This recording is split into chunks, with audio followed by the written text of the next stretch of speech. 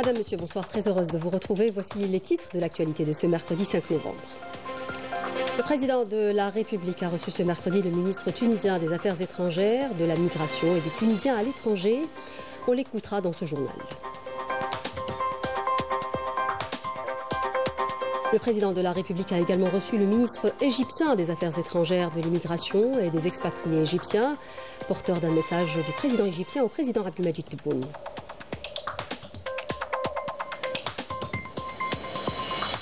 Et le président de la République continue de recevoir les messages de vœux de plusieurs dirigeants et chefs d'État à l'occasion de l'anniversaire du déclenchement de la Révolution de libération nationale.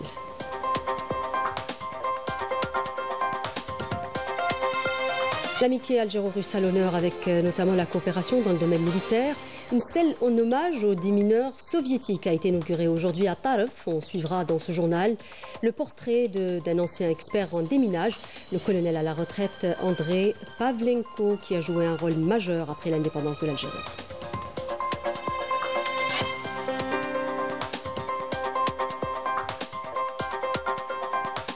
Au Maroc, la population réclame le droit à une vie digne et dénonce la dégradation des libertés, notamment les nombreuses arrestations arbitraires commises contre des manifestants.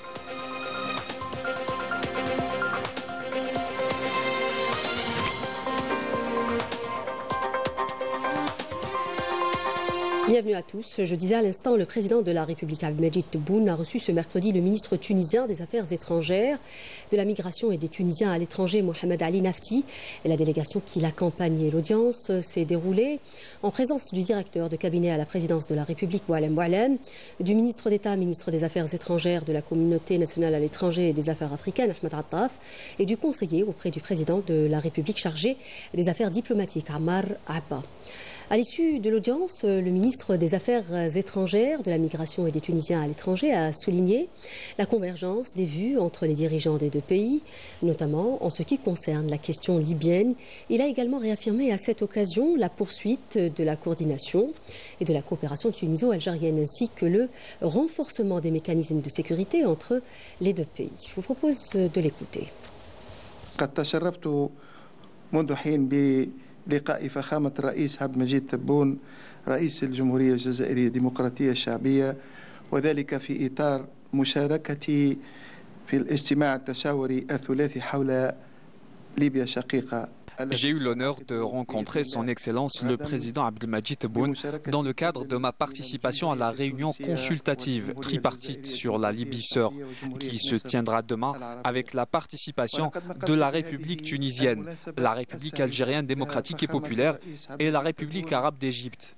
À cette heureuse occasion, j'ai transmis à son Excellence le président Abdelmadjid Tebboune les salutations fraternelles de son Excellence le président Kais Saïed en soulignant l'attachement profond de la Tunisie aux liens solides de fraternité unissant nos deux pays,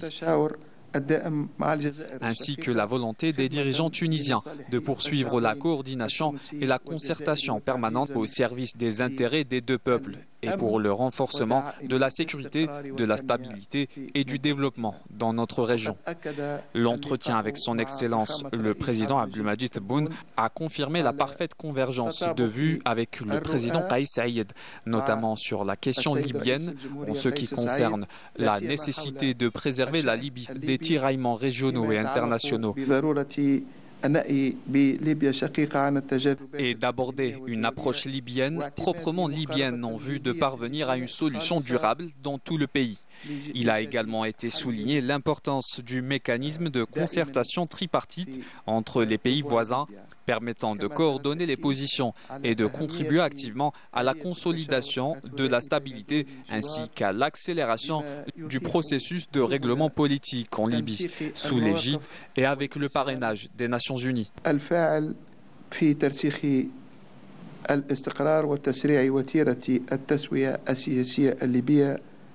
تحت وبرعاية مظلة الأمم المتحدة.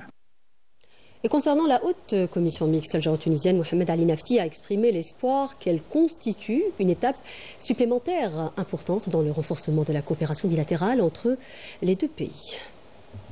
مثل اللقاء فرصة سانحة Ce fut également l'occasion d'informer le président Abdelmadjid Tebboune des discussions que j'ai eues avec mon frère Ahmed Attaf, ministre d'État, ministre des Affaires étrangères, de la communauté nationale à l'étranger et des Affaires africaines, concernant la bonne préparation de la 23e session de la grande commission mixte tuniso-algérienne, que la Tunisie aura l'honneur d'abriter du 9 au 12 décembre prochain.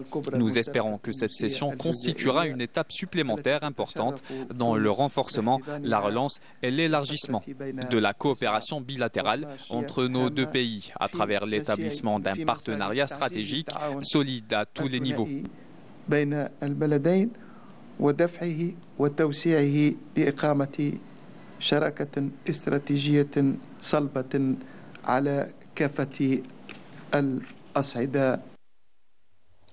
Le président de la République, Abdelmadjid Tebboune, a reçu le ministre égyptien des Affaires étrangères, de l'immigration et des expatriés égyptiens, Badr Abdelghati, accompagné d'une délégation et porteur d'un message du président égyptien Abdel Fattah al-Sisi au président de la République.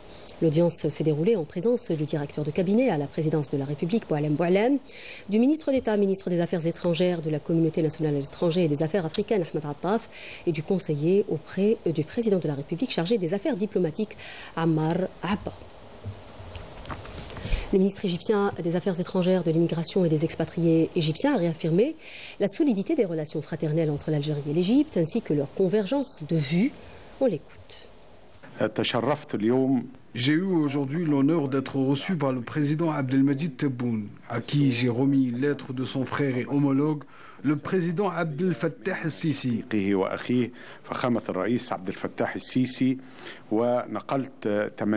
J'ai transmis les salutations du président égyptien et ses vœux de stabilité, de progrès et de prospérité pour l'Algérie sous la conduite éclairée du président Tebboune. Cette rencontre a été une occasion importante pour réaffirmer la solidité et la profondeur des relations fraternelles et historiques qui unissent nos deux pays. Elle a également mis en évidence la convergence totale des visions et des positions entre les deux chefs d'État, ainsi que leur volonté commune de renforcer la coopération bilatérale dans tous les domaines, au bénéfice des deux peuples frères.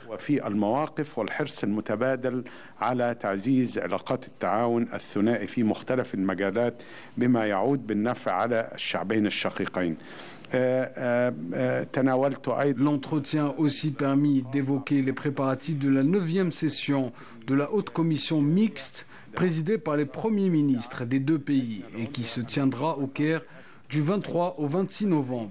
والتي تستضيفها القاهرة خلال الفترة من 23 إلى 26 نوفمبر الجاري.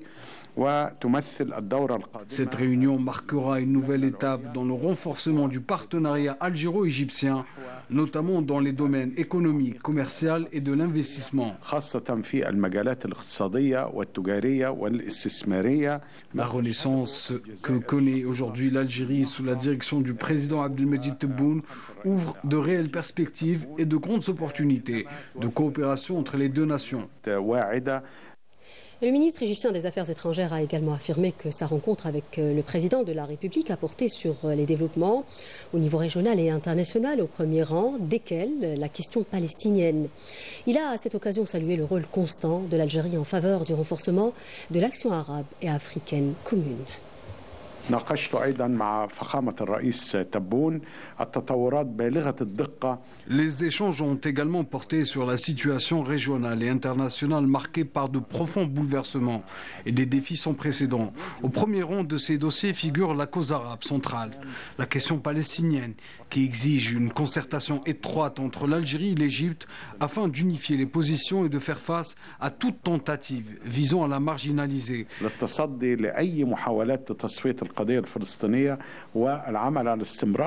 Les deux parties ont insisté sur la nécessité d'assurer la poursuite de l'acheminement de l'aide humanitaire et médicale vers la bande de Gaza, sans entrave pour faire face à la catastrophe humanitaire qui y sévit. Le président Abdelmadjid Tebboune a été informé de la volonté de l'Égypte d'accueillir prochainement une conférence internationale consacrée à la reconstruction de la bande de Gaza.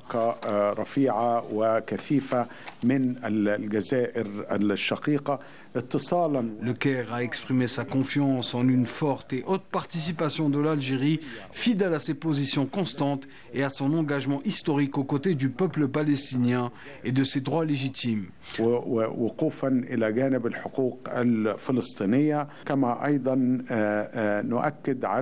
L'entretien a également permis de saluer le rôle actif de l'Algérie dans le soutien à l'action arabe et africaine commune. Le président Tebboune a enfin été informé de la tenue demain à Alger d'une réunion tripartite regroupant les ministres des Affaires étrangères de l'Algérie, de l'Égypte et de la Tunisie, consacrée à la situation en Libye. Le président de la République portugaise, Marcelo Rebelo de Sousa, a adressé en son nom personnel et au nom du peuple portugais ses félicitations et ses vœux de progrès et de prospérité au peuple algérien à l'occasion de la fête de la Révolution. Il a réaffirmé son engagement à développer et à approfondir les relations d'amitié et de coopération exceptionnelle entre le Portugal et l'Algérie dans l'intérêt des deux peuples. Le président portugais a également souligné l'importance que le Portugal et l'Algérie accordent aux valeurs fondamentales du multilatéralisme, de la paix, du dialogue et respect des droits humains dans le contexte international actuel.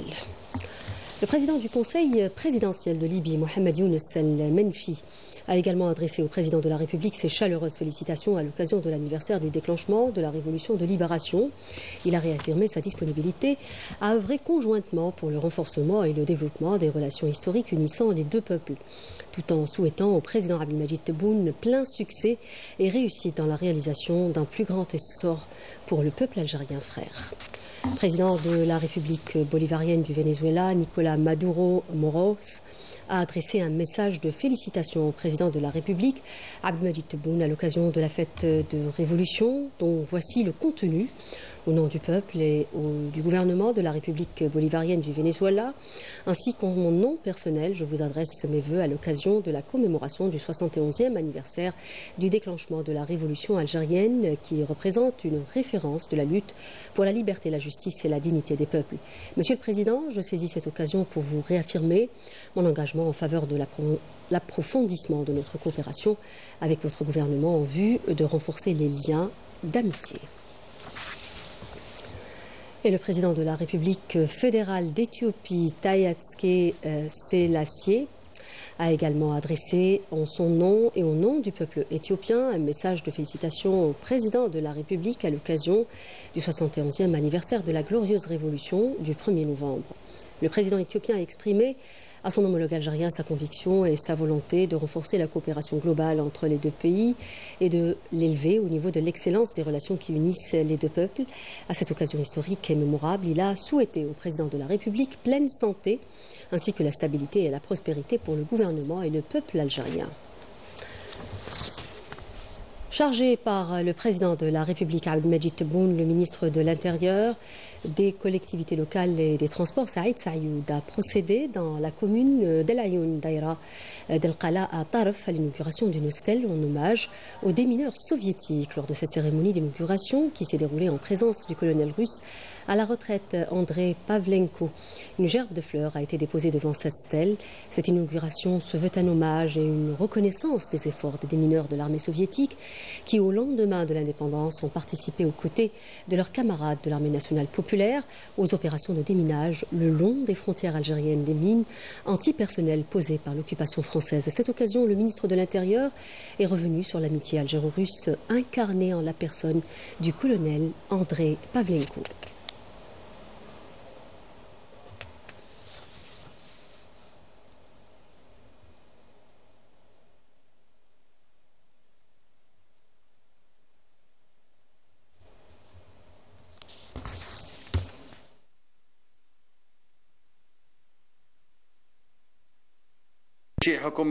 Vous avez été décoré par le président de la République de l'Ordre du Mérite National au rang Achir, une distinction qui reflète la reconnaissance et la haute estime que vous porte l'Algérie, État et peuple. Nous sommes réunis aujourd'hui avec ceux qui ont l'honneur de partager avec vous cette occasion exceptionnelle, laquelle symbolise une nouvelle fois la place particulière que vous occupez auprès des habitants de la wilaya de Taraf et à travers eux auprès de l'ensemble du peuple algérien.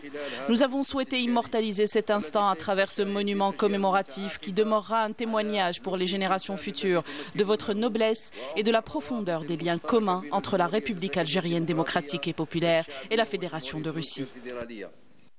Après l'indépendance de l'Algérie, j'ai eu l'honneur de participer à une mission noble qui consistait à retirer les mines antipersonnelles laissées par la colonisation française.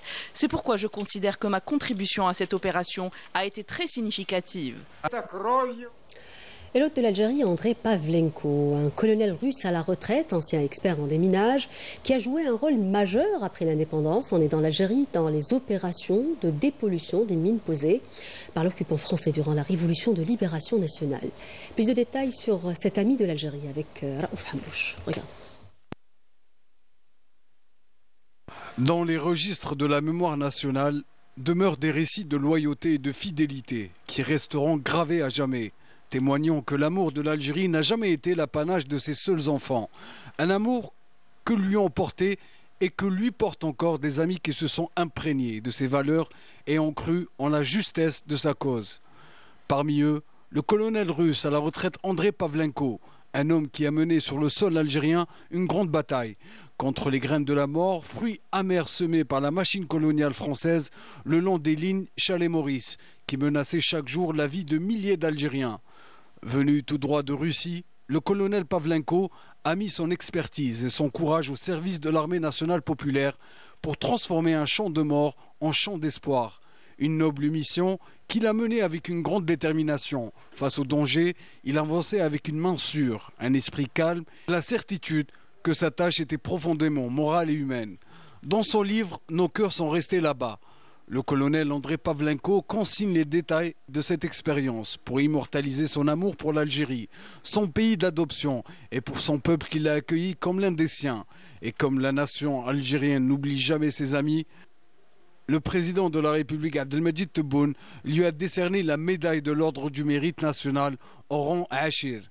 Il a également été honoré par le général d'armée Saïd Chengleha, ministre délégué auprès du ministre de la Défense nationale, chef d'état-major de l'armée nationale populaire. Aujourd'hui, le nom d'Andrei Pavlenko résonne comme un symbole, celui d'un homme qui s'est battu jusqu'au bout pour la vie, mais aussi celui de l'amitié sincère et profonde entre l'Algérie et la Russie.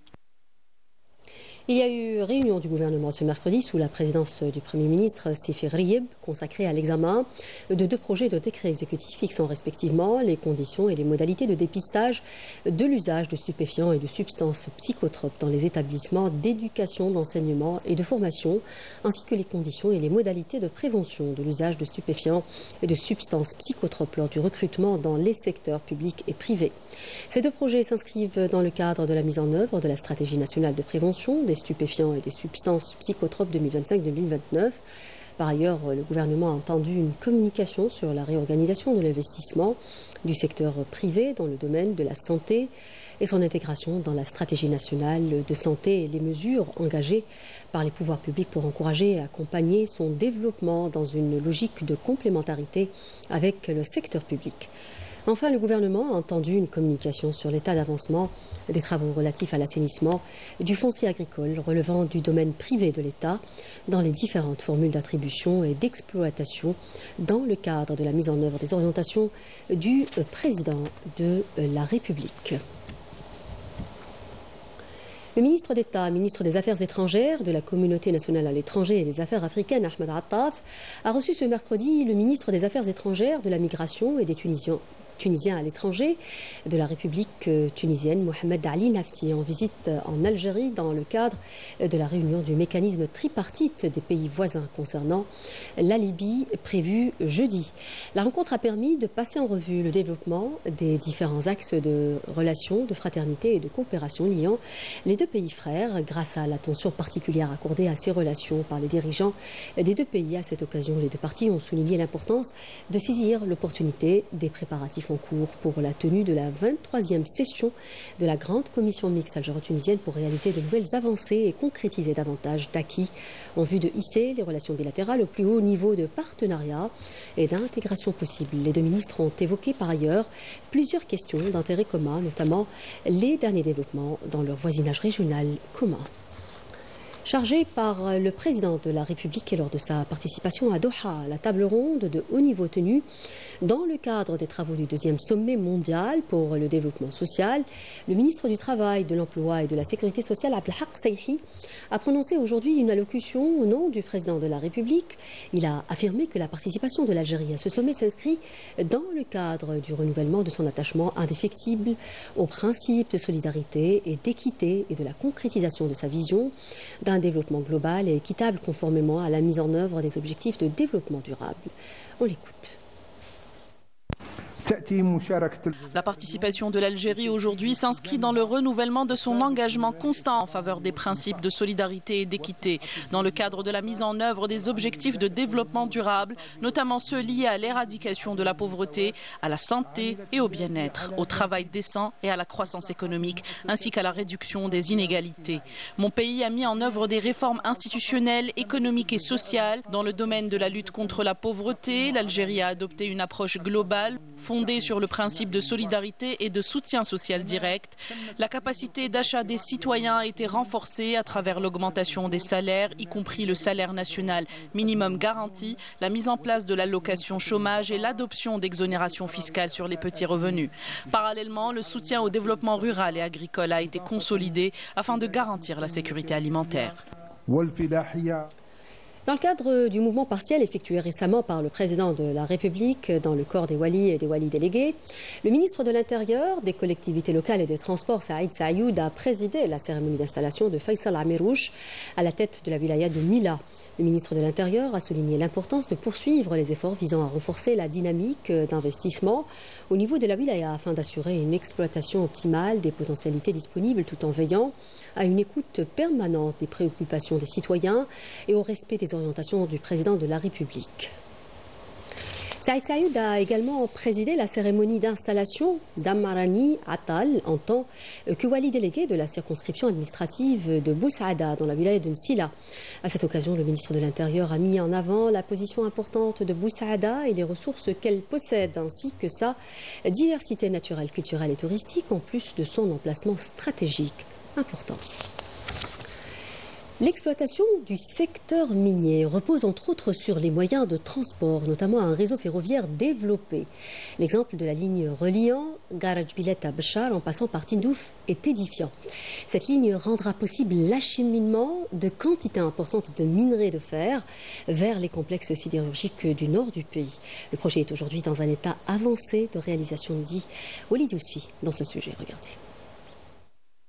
Le chantier avance à grands pas sur les différents segments de la ligne ferroviaire minière ouest reliant Béchar, Tindouf, Garaj Bilet. Utilisant des technologies de pointe, les entreprises nationales déploient tout leur savoir-faire afin d'assurer la livraison de ce projet structurant dans les délais fixés. Nous avons pu jusqu'à présent installer 635 km de voies ferrées sur un total de 950 km. Les travaux avancent à une bonne cadence. Le compte à rebours est lancé pour la finalisation de la voie ferrée sur une distance de 59 km. Nous mobilisons tous les moyens nécessaires afin de mener à bien ce projet et le livrer durant l'année en cours. Cette nouvelle ligne ferroviaire qui fait partie du méga-projet de la ligne ferroviaire minière reliant le sud-ouest au nord du pays, a été concrétisée avec toutes ses infrastructures, ouvrages d'art et équipements techniques. Nous avons réalisé plus de 17 km de ponts et 1380 ouvrages hydrauliques, en plus de 101 passages le long de la voie ferrée. C'est un honneur pour nous de faire partie de l'équipe qui réalise ce projet. Nous avons travaillé avec des cadres et des compétences algériennes sur lesquelles l'État mise. Ils ont été à la hauteur malgré les conditions difficiles, la chaleur et les changements climatiques. Nous avons laissé notre empreinte dans ce méga-projet reliant Béchar à la wilaya de Tindouf. Nous avons également l'honneur et la fierté d'avoir travaillé sur ce grand chantier avec des compétences algériennes. C'est un honneur pour nous, enfants de la région, de faire partie de ce projet stratégique qui représentait un rêve pour nos parents et qui devient aujourd'hui une réalité. Nous participons à ce projet et laissons notre empreinte. Cette gare ferroviaire est réalisée selon les normes internationales et reste un modèle de par ses équipements modernes et ses technologies de pointe. Alliant infrastructures modernes et technologies de pointe, cette ligne marque une étape importante dans la concrétisation des grands projets structurants portés par l'Algérie vers une économie diversifiée et durable. Économie toujours, avec l'exemple d'une entreprise spécialisée dans la fabrication de tuyaux en PVC qui s'est distinguée comme un modèle de réussite à Mila.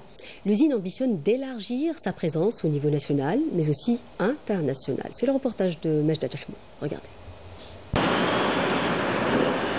Implantée à Tlerma, dans la région de Oued-Smaïl, cette unité de fabrication de tout type de tubes PVC et PEHD est une entreprise en plein essor qui a su s'imposer dans le tissu industriel national. En activité depuis 2017, sa capacité de production annuelle atteint les 6500 tonnes. Elle exporte déjà vers la Mauritanie et compte pénétrer de manière conséquente le marché africain. Nous prévoyons d'exporter prochainement vers le Sénégal, la Tunisie, le Niger et la Libye. Nous tenons à remercier le président de la République, Abdelmadjid Tebboune, pour le programme de levée des entraves qui nous a permis d'élargir davantage notre activité.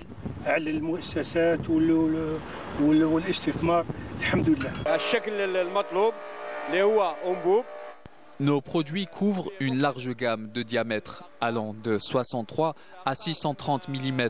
avec des pressions variant en 4, 6, 10 et 16 bars. L'ensemble du processus de fabrication est entièrement automatisé, ce qui nous permet de garantir une qualité constante. Les normes internationales sont respectées. En effet, nous sommes certifiés ISO 9001. Nos tuyaux sont parfaitement compétitifs sur le marché et nous veillons également à recycler nos déchets de production pour préserver l'environnement. L'entreprise emploie aujourd'hui plus de 85 travailleurs directs et pas moins de 35 indirects. Et avec l'extension qui entrera en activité d'ici un mois, elle atteindra les 200 employés et un volume de production bien plus important. Cela fait plus de 8 ans que je travaille dans cette unité. J'ai été formé ici, j'ai débuté comme opérateur et aujourd'hui je suis chef de service. Cette usine a créé de l'emploi dans la commune de Tlerma et avec l'extension prochaine, d'autres postes seront ouverts pour les jeunes de la région.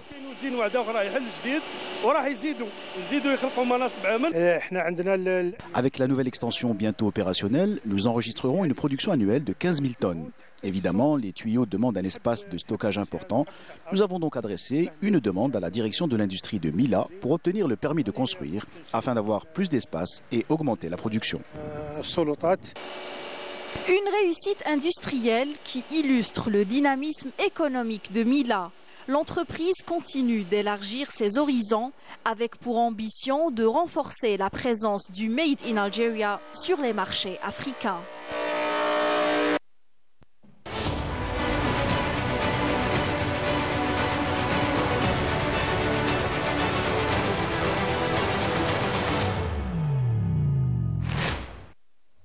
À l'étranger, le Maroc face à la grogne sociale, la rue ne décolère pas. La population réclame le droit à une vie digne et dénonce la dégradation des libertés, notamment les nombreuses arrestations arbitraires commises contre des manifestants, des journalistes et des militants des droits de l'homme. C'est un sujet signé Meïcha Bout. Regardez. Le sort des milliers de jeunes arrêtés arbitrairement durant les dernières manifestations menées par le mouvement Gen Z 212 secoue profondément l'opinion publique au Maroc. Parmi eux, des enfants et des adolescents battus et interpellés dans des conditions qualifiées d'inhumaines. Leurs familles restent sans nouvelles, ignorant tout de leur lieu de détention ou de leur état de santé. Les organisations nationales et internationales de défense des droits humains dénoncent de graves violations, révélant au grand jour le véritable visage d'un système répressif qui tente de faire taire toute voix contestataire. On m'a dit, ce numéro, c'est celui de votre fils, c'est son dossier. Puis, à ma grande surprise, tout a changé au tribunal. On m'a dit que le dossier était incomplet et que les données avaient été changées. Sans explication aucune, ils ont transformé la mort de mon fils d'homicide volontaire en un simple accident de la route, malgré toutes les preuves que j'ai présentées.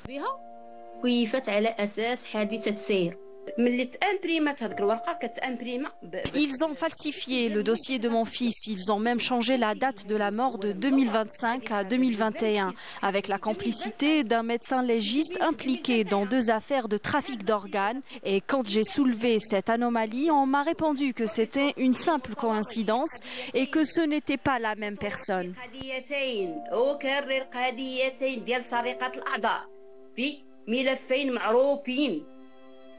قال لي مجرد تشابه في الأسماء. 3 morts, 2400 jeunes arrêtés et poursuivis, 1473 restent en détention provisoire, sans motif valable. Des peines très sévères ont été prononcées, dans certains cas jusqu'à 15 ans pour des jeunes qui n'ont fait que réclamer leur droit à une vie digne. Les cris de détresse des familles font face au mutisme persistant du régime du Merzen. Elles réclament vérité et justice dans un pays où l'impunité s'est installée comme une règle et où la dignité humaine se négocie au prix du silence. Dans l'actualité également, ce bilan opérationnel de l'Armée nationale populaire dans le cadre de la lutte contre la criminalité organisée en continuité des efforts déployés afin de contrecarrer le fléau du narcotrafic dans notre pays. Des détachements combinés de l'ANP ont intercepté en coordination avec les différents services de sécurité lors d'opérations exécutées à travers les régions militaires 71 narcotrafiquants et mis en échec des tentatives d'introduction de 4 quintaux et de 82 kg de kif traités provenant des frontières avec le Maroc, alors que 81 kg de cocaïne et près de 300 000 comprimés psychotropes ont été saisis. À Tamarasset, Borjbaji Mokhtar, Imgzem et Ilizi, des détachements de l'ANP ont arrêté 385 individus et saisi 32 véhicules, 348 groupes électrogènes, 172 marteaux-piqueurs, ainsi que des quantités de mélange d'or brut et de pierres et d'équipements utilisés dans des opérations d'orpaillage illicites.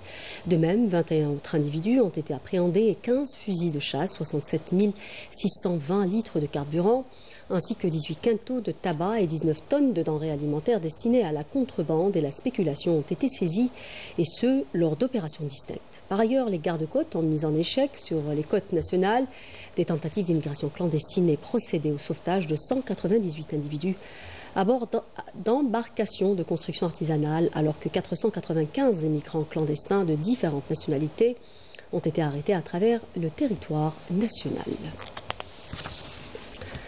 Sport athlétisme avec la première édition du semi-marathon international d'Alger qui sera organisé le 14 novembre en présence de près de 6000 participants. 14 marathoniens de renommée mondiale seront également présents pour cette première édition organisée sous le parrainage du ministre Wali de la wilaya d'Alger et sous l'égide de la direction de la jeunesse et des sports de l'athlétisme. Cette manifestation verra la présence de 28 nationalités et 4 pays élites qui sont le Kenya, l'Ouganda, l'Éthiopie et l'Afrique du Sud. Parmi les 14 têtes d'affiche présentes à cette édition figure le Kenyan Simon Maiwa, vainqueur du semi-marathon 2025 de Rome. Ce matin, une conférence de presse animée à la salle France Fanon de l'Office Riyad El-Fath a été organisée pour apporter les derniers détails de cette course. Et l'Algérie à l'honneur sur des médias américains, notamment la chaîne ABC7, l'une des plus suivies aux États-Unis. Jusqu'au 9 novembre, la chaîne diffuse une série de documentaires consacrés au trésor culturel, historique et naturel du pays. Une initiative qui met en avant ce potentiel et promeut la destination Algérie, nous dit Mariam Damis dans ce sujet. Our Good Morning Washington team had an incredible experience exploring Algeria. L'Algérie s'offre une belle vitrine internationale. Le pays est à l'honneur sur l'une des plus grandes chaînes américaines, ABC7, à travers son émission matinale Good Morning Washington. Du 3 au 9 novembre, une série de reportages est diffusée entre 10h et 11h du matin, heure de Washington, invitant les téléspectateurs à un voyage inédit à la découverte de l'Algérie.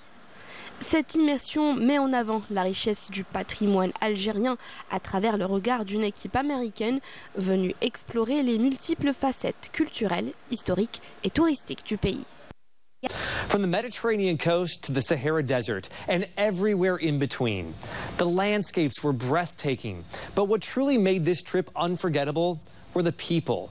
The warmth, the hospitality, and the pride in their culture. It really shines through in every corner of the country.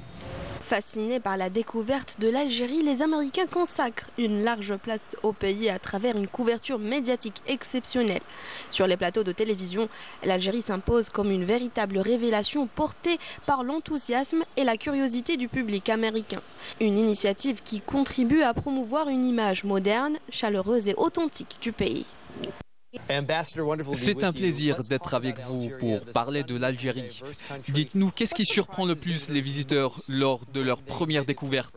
Ce sont les paysages captivants et surtout l'hospitalité de ses habitants.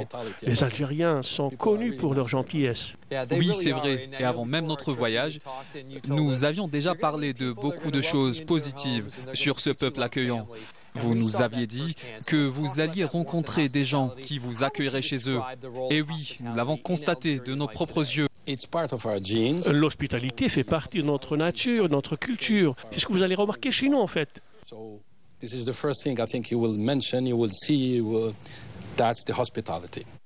L'Algérie, véritable continent aux richesses historiques et culturelles, s'affirme sur la scène américaine à travers le tourisme, mêlant promotion médiatique et diplomatie pour renforcer sa présence internationale.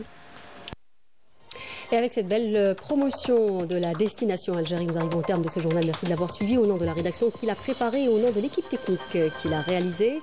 L'info continue sur Canal Algérie avec le 20h dans une demi-heure à peu près.